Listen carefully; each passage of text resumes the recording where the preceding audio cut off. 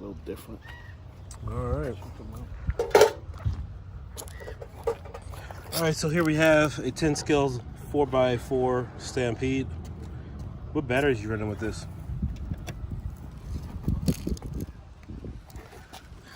That one. Go for like 600. That one's That one's up there. This one I Go about for about 1,000. They got stuff that are about 200, but Sweet. you know you're not. So we're gonna run all these today. You should be moving though, right? Oh yeah. So let me line these up. All right, so I'm back at the park with my friend RC. This is a Traxxas Stampede 4x4. He's gonna run it on 4S. And I'm gonna be following him today from the Xmaxx using my GoPro 7. So let's see what kind of fun we can get into.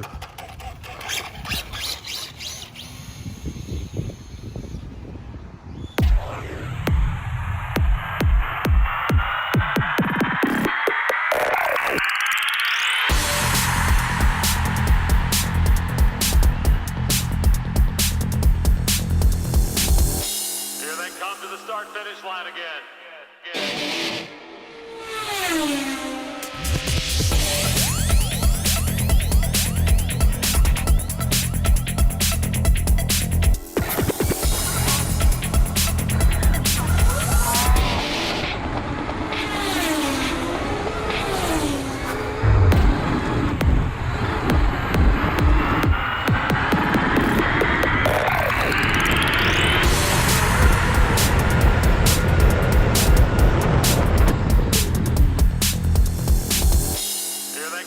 Start-finish line again.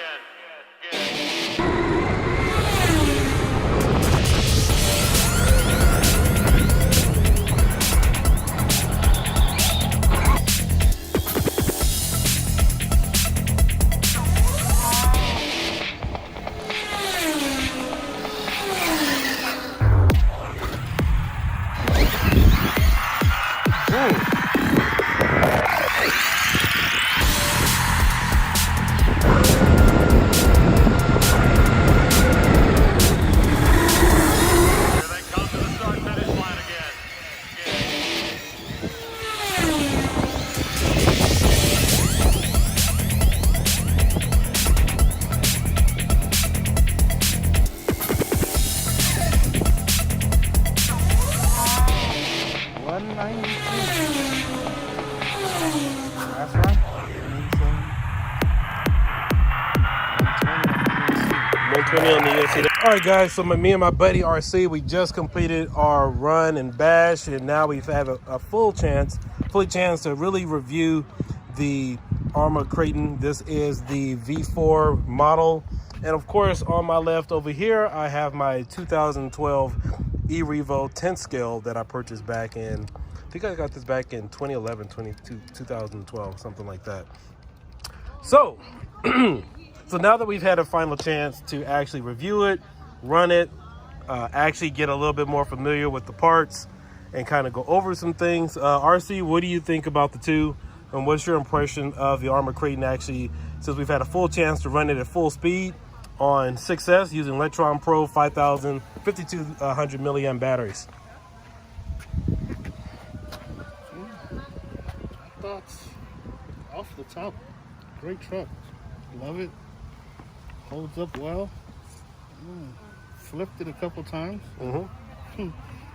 Nothing hurt this thing. Mind you, we haven't put it through its paces. We haven't did any backflips like a lot of guys are doing, but this truck is not gonna really see that much of the craziness. It's just gonna be a fun 6S, you know, bring to the park and run it. All right. As far as comparison, love the chassis on this thing. Oh, looks like we scraped it a little bit. Yeah, we got a little bit of in there. As to that, E-Revo has always been a good truck. This one does have the RPM arms and all the little upgrades that you can do to these things. I'm just not a fan of the way the chassis sits, where the chassis comes up into the front, where your diffs go. Kind of breaks a lot. Same in the rear here, as to where with the Arrma, you don't have to deal with none of that. You want to get to your diff, boom, boom, boom, boom, boom, pull the front out, you're there. Center diff, same thing. Rear, no, not a problem getting to these things. This thing just holds up well. Doesn't want to buckle at all. Love it. Well, sweet. All right, guys, I want to give you guys my thoughts on it. So after looking at the truck, because I've been out of the I wouldn't say I've been out of the RC for a little bit. I mean, I've had my eyes on some things. So my initial impression after my first run, not today, but after my first initial video comparing the e-Revo to the Kratton, it almost put me in the position. My mindset was I should probably consider selling my e-Revo, and I'm gonna tell you guys why. Now, I'm gonna still keep it because I have it, but the reason why I was skeptical, or I'm thinking about selling it, was for this right here, this right here, this right here. Got mud flaps, and as you can see, there's nothing that protects the e-Revo. Now, ever since they first came out, like even the Revo 3.3, when that came out, they did have that loop in the back, the handle, to protect the motor mount. There's nothing here protecting the car except the body and the electronics. And if you notice, as I stated in the previous video, I bought this from somebody and he already added this here. This was a modification made back by somebody in the RC community to stiffen the back end. Now, typically you guys all hear it. We hear the phrase, well, that's the nature of the hobby. However, in my case, I look at it from a consumer standpoint. If this is a basher, like how much bashing should you be able to do without having to kind of fully transfigure the entire car to get it to do what you need it to do? Now, don't get mistaken, I love my e-Revo, but this should be the vision of what RC bashers should look like in terms of support. Now, again, this is 2012. Somebody's trying to stiffen the brace, and as you can see here, this is what it has adapted to with the RC manufacturers. Obviously, they have a little roll bar here to protect their electronics, so that's stuff that just made sense. As far as the ride height, everything is pretty much almost about the same with the amount of tires and everything on it. As far as ease of use, if you need to get to your diffs, whip bam bam. This looks more like my 8-scale Kyosho. So you're at your diffs right here. You got your sway bars in the way. You pull that out, you're at your diffs. You want to get to your diffs here, you have to disassemble this whole mechanism in order just to get to your diffs. Now, I've ran this car on some Venoms, the 5,000 milliamp, I think there are 30 or 35C batteries. I don't have those anymore. I've never completed or fully drained those batteries on this vehicle. Reason being is I always had something breaking. In fact, even when I got these from the store, these broke. And these are supposed to be a little bit more durable, but after 1 or 2 runs when I first got it, those broke instantly. So, and those are supposed to be upgrade models as compared to what is typically on there as far as these here in the front. Some of the diffs with the power that I was putting through them, it wouldn't even withstand. Now, I've ran 30,000 in all the diffs, front and rear, and the diffs either broke, and then that's when Traxxas originally came out with that T-bar for your diffs. And so I believe this car, the Arrma, already has the T-bar built into the diffs. So just as you guys can see, to get the full power, and again, I'm comparing this model. I haven't played around too much with any of the newer Revos that are on the market, but I'm just using my comparison to my personal experience and what I've had to pay for over the years. So they came out with that T-bar for the diffs. Personally, again, that's something that should have been added to a model like this to prevent things like that from happening. And so then again, here you have a car for about $500 and some, and it has all those well-needed features. So I could wrench all day on this and try to modify it to get it to where something like this needs to be, just for added protection. But then again, I'd probably just be buying another Armma Kratton just to get to where I am, as instead of to buying something like this and then adding a roll cage to it and stiffening up the back end and the front end and maybe doing some other things. So my personal opinion, Armma has done a really good job on this car, this truck, thinking outside of the box, trying to future-proof it and actually making it bash ready. And as I said, a lot of things that we've been accustomed to over the number of years in the RC community is buying something, breaking it, and being told that's the nature of the hobby, instead of a manufacturer producing something that is advertised to do, but actually make it durable to where certain things should be on there. I mean, mud flaps. I mean, that's something people have added in the hobby for a number of years. The roll cage, I mean, fine, you know, include it with the price. So I personally just believe that a lot of these things that you would buy separately should have come with the car, and Armma did a fantastic job adding it to the vehicle. Whereas Traxxas over here, you have to buy a lot of upgrades to fix some things, and right now the Traxxas vehicles are still a little bit more expensive in terms of getting to where you want, and then of course you're still adding on some parts and things that you need to do to kind of make it brake proof.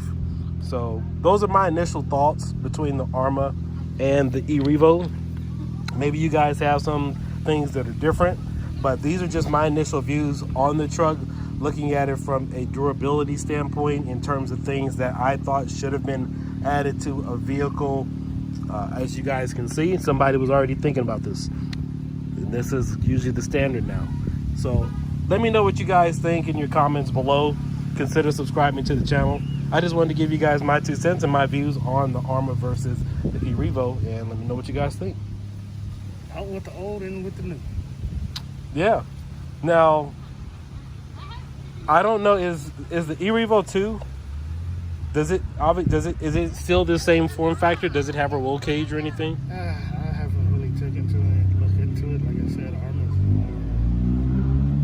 Because I know the last time I've seen it, I was at Pacific Coast Hobby, so it's actually been a while. Yeah, I haven't checked that one out. Okay.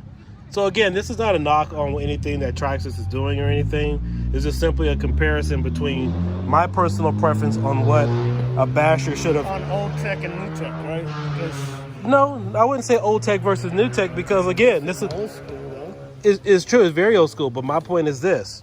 Somebody in the hobby community back in 2012 was already thinking about stiffening the rear, and now you have... It had already been broken. Right, it had either possibly already been broken, or... But what I'm saying is, the RC community, they made roll cages. You know, they made... Oh, I think I got something in there. Yeah, they made roll cages. They made braces to protect things like that. And so Armma went ahead and incorporated all of that stuff, so you don't have to go home and modify anything yourself. You've always had mud flaps. I'm not exactly sure what these terminologies are, but I'm calling them mud flaps. But you've always had some flaps there to... what's that? That go into both sides. Yeah. So yeah, you have both of these mud flaps here to protect your electronics. You don't have anything protecting the vehicle here. But again, all I'm saying is the RC community, while bashing over a number of years, have already thought about roll cages and protecting the front back. In fact, I've actually seen a car, e-Revo, that had another brace from the front to the back to stiffen it.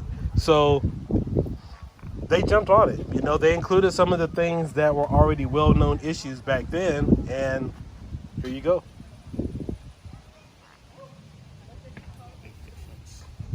You know, out of the box, right? If you can do that directly out of the box the way we just ran that, that's awesome. Yeah. And the biggest benefit, you can get to the divs. I don't know how many times I really need to stress that, but you can spend an hour or two just disassembling your car, getting to the front and the rear diffs because of the access. Which to where in that point, 4 screws, I think it is. Yep. 4 to 6 screws and it's out. Let's see, how many screws is it to the diff back here? Yeah. 2, 4, maybe 6. You got your sway bar there. Pull off the cap. Yeah. So this looks more like a truggy. And yeah, you have a truggy. So this is a combination between, I would say, your 10 scale E-Revo and also maybe like your 8 scale Kyosho, for example. But obviously there's other 8 scale models out there you guys can compare it to. So in actuality, because I was so familiar back in the day with Traxxas in my E-Revo, I was like, man, I don't want to have to replace the diffs or replace the oil in my diffs in my Kyosho. And all you have to do is take the screws out in the front and pull it out. So simple. It was really simple. And so it's nice to see how they incorporated something like this here into their type of vehicle.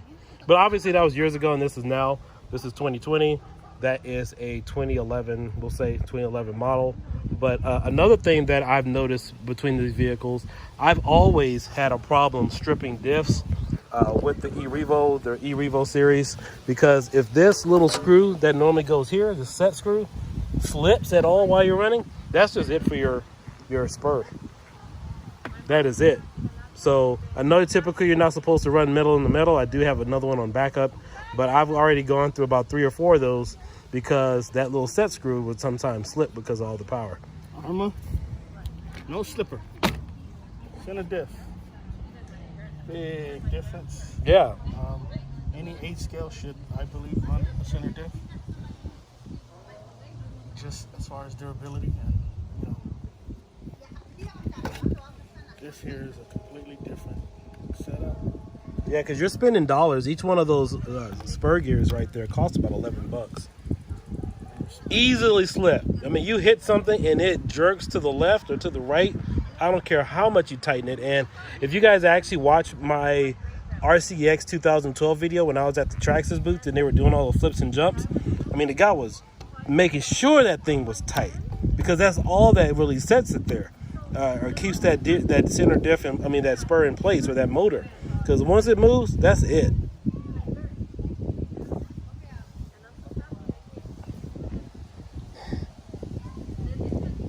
All right, any final thoughts? Get an Armma. Yeah, that's right. That's all I have to say. Yeah, I'll probably be picking up another 8S, or I may upgrade my Xmaxx. We'll see what happens with that. So you guys stay tuned, subscribe, share, and like. Later. You know, it just doesn't have the wide arms. So, yeah. Very good choice on getting this truck. Very good choice. I would buy it. I wonder what the resale value is on these. Keep it. Well, I mean, like in the next, 5 or 10 years. Well, what they're gonna end up doing is they're just remaking. This is the 4th one. Yeah, before. Yeah. Yeah. So this is the 4th one. Now they have the EXB, the 5th one. So you figure things just evolve over time.